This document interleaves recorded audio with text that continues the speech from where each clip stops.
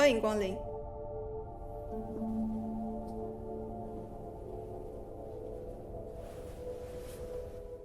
Hi everyone, my name is Jiacheng Wang and I'm the writer, director, editor of her last day.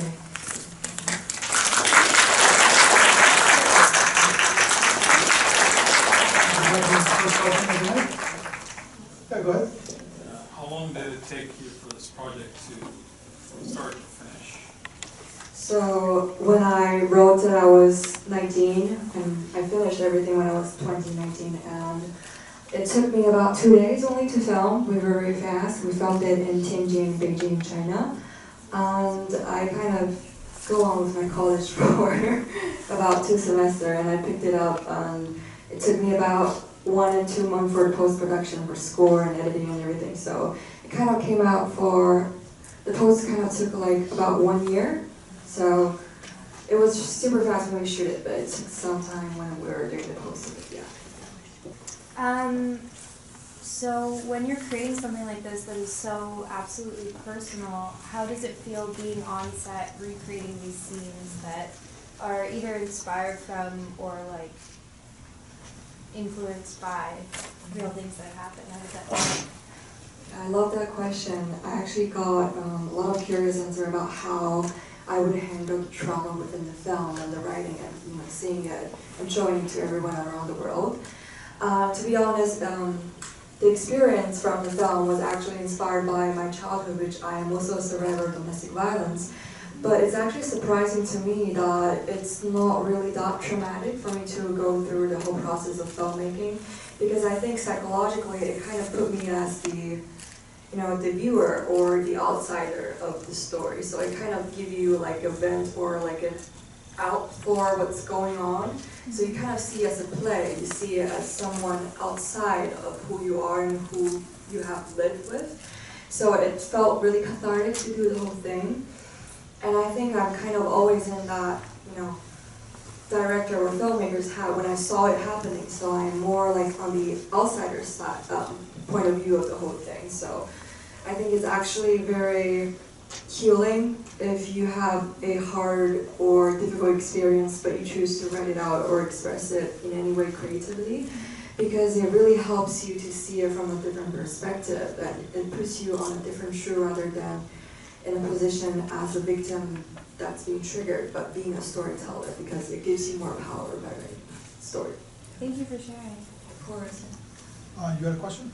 How did you make the decisions to make it either harsher or less harsh? Were you worried about how people would convey the film? Like, did you have to leave some things out that were too hurtful? Did you feel like it was harsh or not? No, it's hard to tell me. But then also the other question would be whether or not you are representing domestic violence in China or just the West Coast in America. Did you grow up in your situation in America or in China? Well, I know it's universal, right? But, definitely, yeah. yeah. And So, I didn't, sorry about that. No. Well, I didn't catch the last line of the text. So the woman's 7 months pregnant, and does the daughter exist, or I didn't really catch the drift of because I didn't read the last line of that near the end of the film you had read text. Can you remind us what the last line of the text was and what it meant?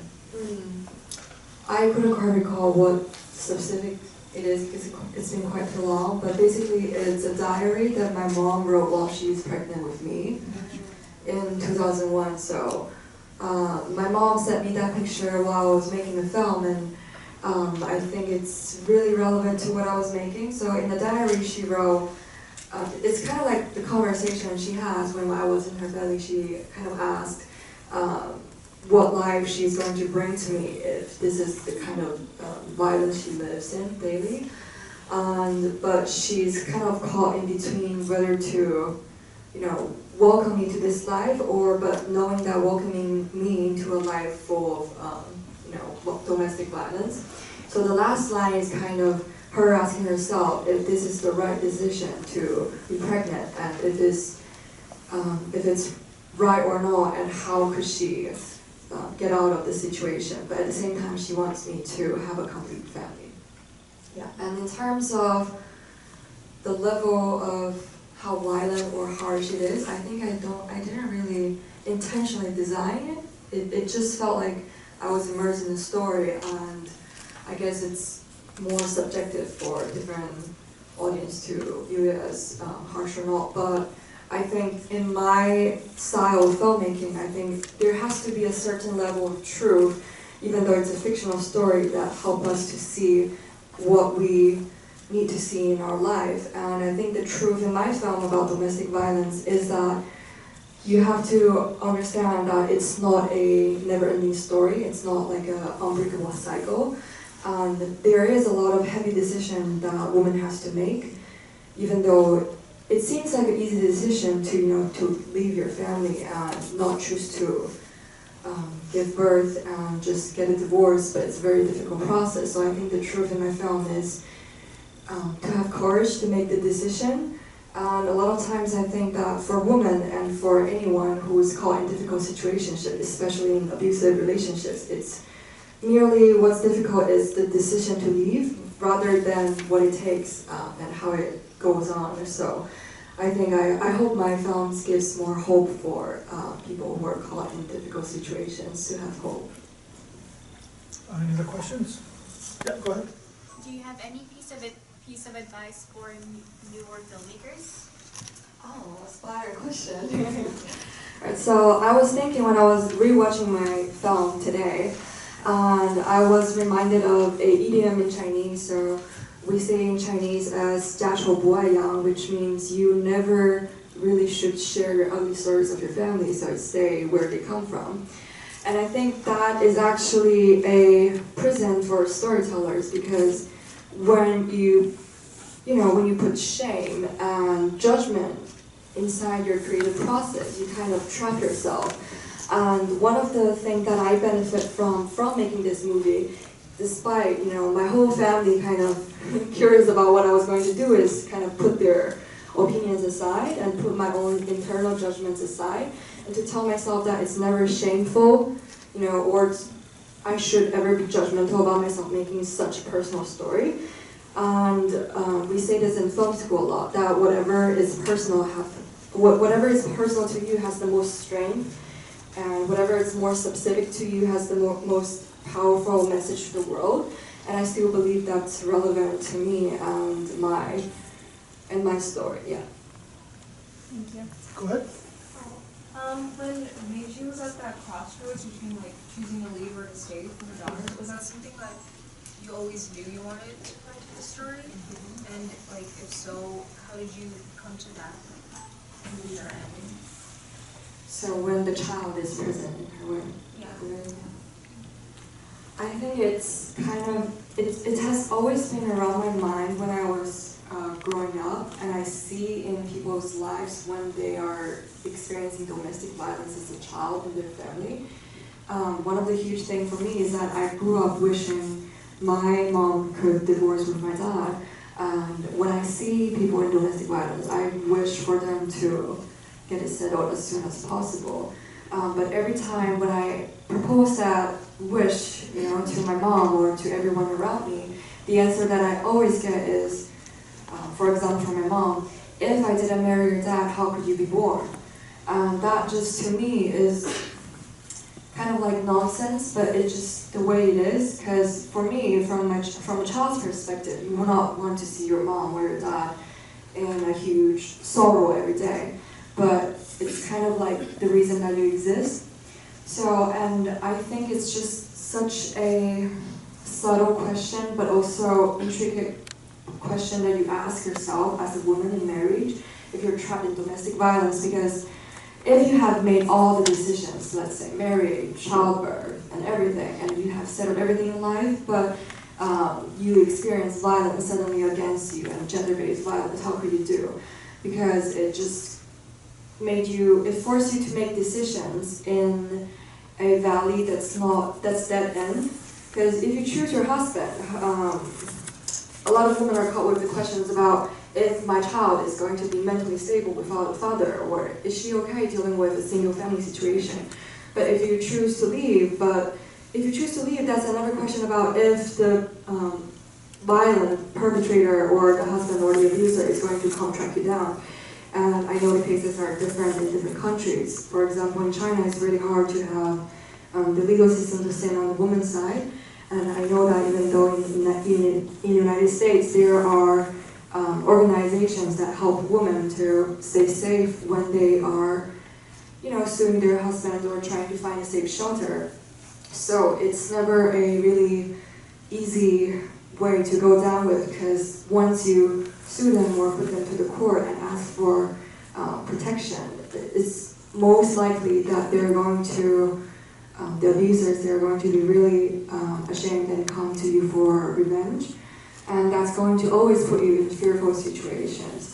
But I think there's a very fine line between being hopeful and faithful and being scared about what's going to happen from the manipulators, is that ability to make the change. And as you can see from the end of the film, that the bird is at the edge of coming out of the cage. We don't know if she or it is coming out from the cage. But I think courage is what takes everyone who is in that situation to get them out, to get themselves out of the nightmare. I was curious, because I've never worked with a child actor on set, but what are the difficulties with child actors and giving them very intense scenes? Child actors, that's such a good question, because I just finished filming 7 child on set for my most recent film. From this one, she is actually, so Yihan, she's the child actor on this set. She is I think she's very gifted, and she's very good at separating herself from the story, because in that scene we see the dad throwing a bear on her head. We were kind of worried if she's going to be triggered or traumatized by that scene, but she immediately laughed after the scene. And I think what we did was that we gave her a different narration of the story, and then we just gave her time and space for her to be who she really is. And the other thing I did was that I know she is a child, but I believed in her ability and power to be a mature actor.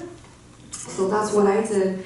And for my most recent film, I think I have more insight to share on that one, because there's a classroom scene that happened in elementary school, and we have 7 kids for about 7 to 10 years old.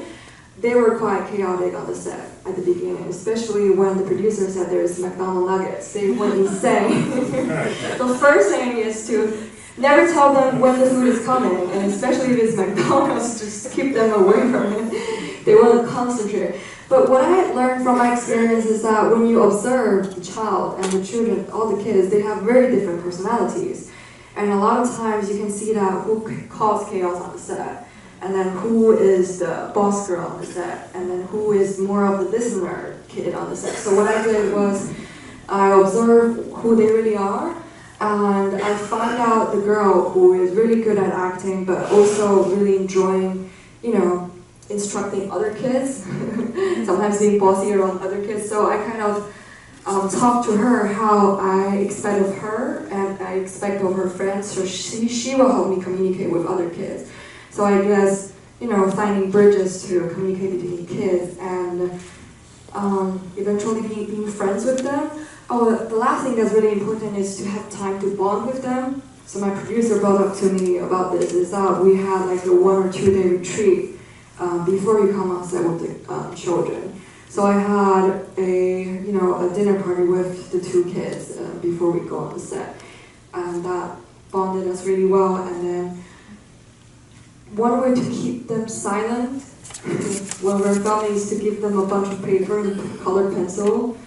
And then so they made different drawings of me. I didn't ask them to, but that's another way to keep them quiet. But I had a great experience working with them, yeah. I noticed, I think you made the music for the film too. Oh, you did? Yeah, so I'm just curious, did you make the music for the film, or the music is from the traumatic experience? Okay. Yes. I did make the music for the film. So what happened is, when I was editing, I was hearing the melody in my head, whether from my muse or anywhere.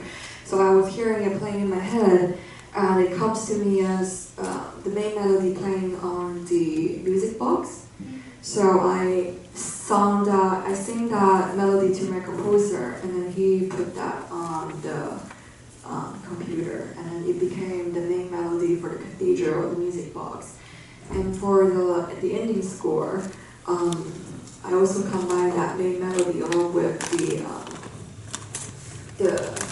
music that you're hearing, which is hundreds of years ago, the marriage, what was the name? The marriage composition. So I put that along with my composition together. Right. Do you have any challenges about the funding the film and any challenges during the production? Any interesting stories? Yeah. Well, I have to, because this is my first short film, so I had to, convince everyone I know, and especially my family, to make this film. And I also did a fundraiser online for people to donate to me. But it's interesting because I asked my mom and my dad to, donate to this film. And they spontaneously asked me if they can cast in it differently. So I was like, no, that's going to be a documentary. Yeah. But my dad, he kind of criticized me for making this film because, in his generation or people outside of film business, they don't understand how much money it takes to make such a short film. They think you could just make a TikTok video out of, no money. So, but I kind of blocked everything he said and persisted on it, saying that it's my vision and it's really what I care about. And I thought my scar and trauma could be the heal of others, especially when I'm seeing these images in my head. I need to try it out, so I kind of made it happen, yeah. Any other questions?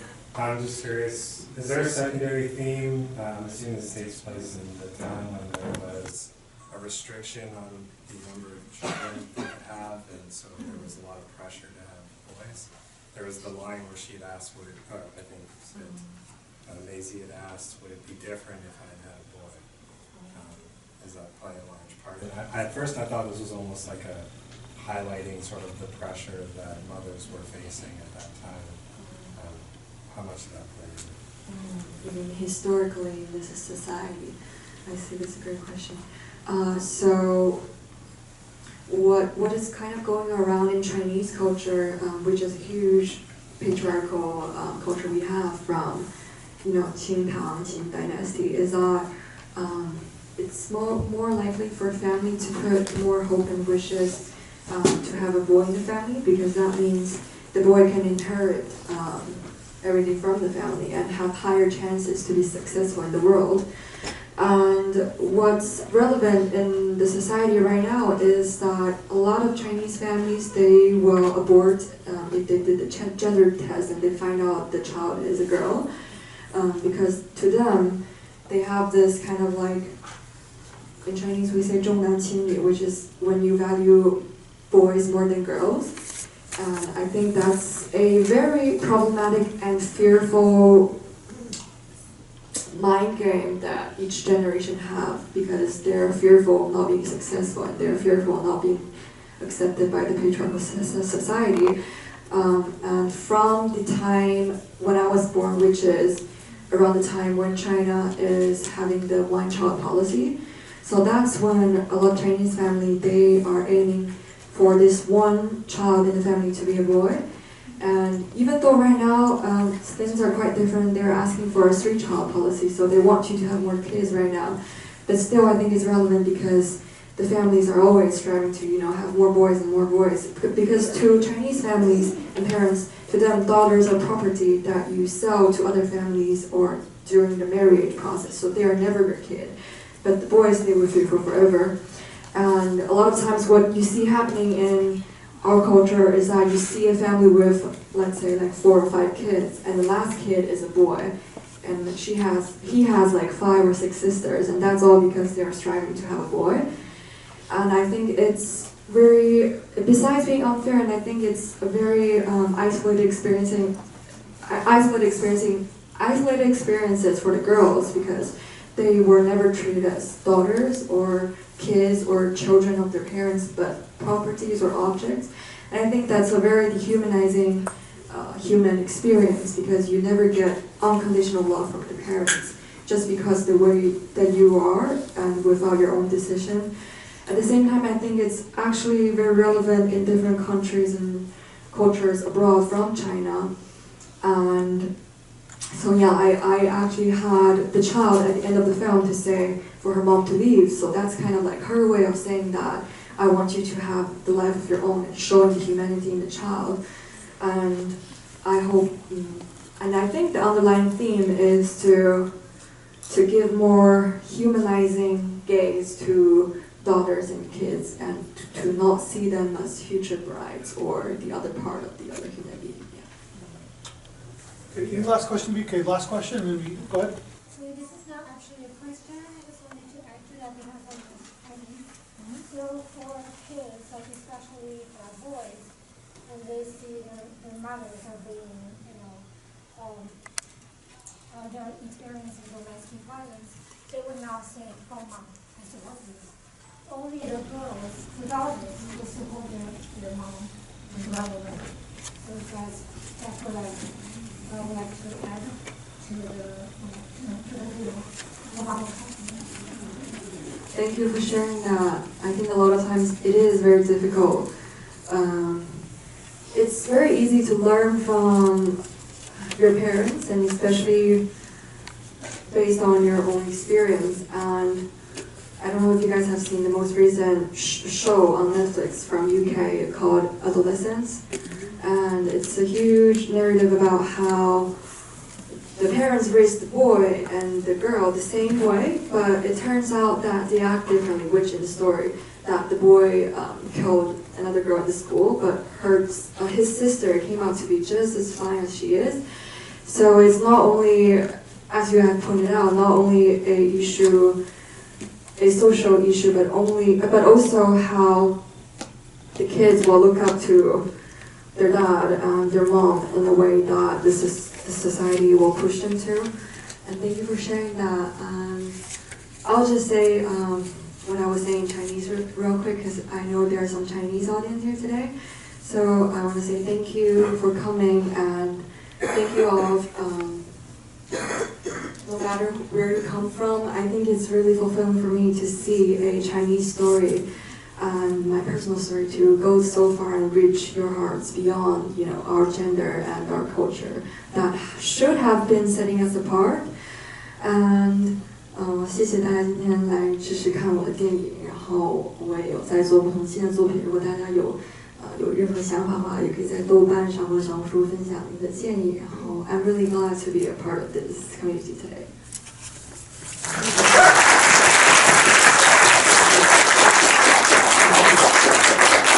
Thank you so much.